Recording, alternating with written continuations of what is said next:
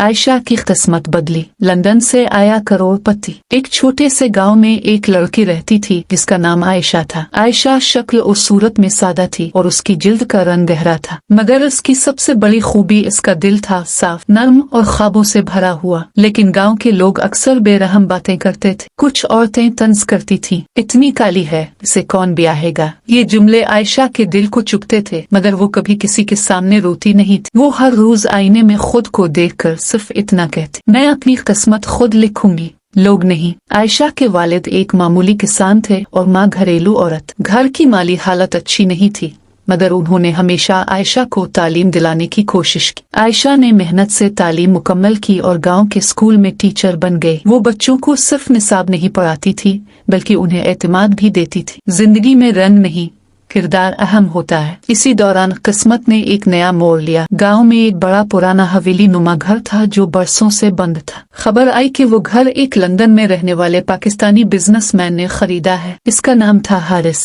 हारिस पहली बार गांव आया। वो सादा मगर बावकार शख्स था। इसका मकसद अपने खानदान की पुरानी जमीन और जायदाद देखना था। एक दिन वो गाँव के स्कूल के पास से गुजर रहा था जहाँ आयशा बच्चों को पढ़ा रही थी। वो दौड़ से ही रुक गया। बच्चों के साथ आयशा का अंदाज, उसकी संजीदगी और उसकी खुद एतमादी उसे मुतासिर कर गई। हारिस ने सोचा, ये लड़की आम नहीं, इसमें कुछ खास है। कुछ दिनों बाद एक हादसा हुआ। स्कूल में एक बच्चा जख्मी हो गया। आयशा ने फौरन हिम्मत दिखाते हुए इसे अस्पताल पहुंचाया। इसकी हाजिर दिमागी ने सबको हैरान कर दिया, खास तौर पर हारिस को। अब दोनों की मुलाकातें बढ़ने लगी। आयशा शुरू में खामोश और मोहतात रही, क्योंकि उसे लोगों के रवैयों का खौफ था, मगर हारिस ने इसके रंग या शक्ल पर कभी बात नहीं की। वो सिर्फ इसकी सोच और इज्जत को देखता था। एक दिन हारिस ने आयशा से कहा, दुनिया तुम्हें जिस नजर से देखती है वो उनकी सोच है, हकीकत नहीं। तुम बहुत मजबूत हो आयशा।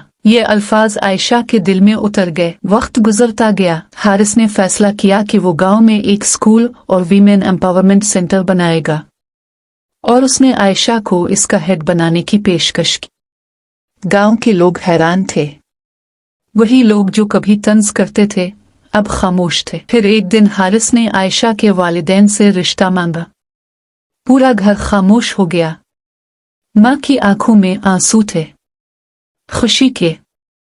आयशा ने हारिस से सिर्फ एक सवाल किया, क्या तुम वाकई मुझे मेरी जात के लिए कबूल करते हो? हारिस ने जवाब दिया, मैंने तुम्हें तुम्हारे रंग में नहीं, तुम्हारे दिल में देखा है। और फिर एक सादा मगर इज्जत भरा निकाह हुआ। शादी के बाद आयशा की जिंदगी बदल गई, मगर उसकी शख्सियत नहीं। वो आज भी स्कूल चलाती है, बच्चों को पढ़ाती है और लड़कियों को ये सिखाती है कि तुम्हारी कदर तुम्हारे रंग से नहीं, तुम्हारी सोच और किरदार से है। और गांव के वही लोग जो कभी तंज करते थे अब अपनी बेटियों को आयशा की मिसाल देते हैं।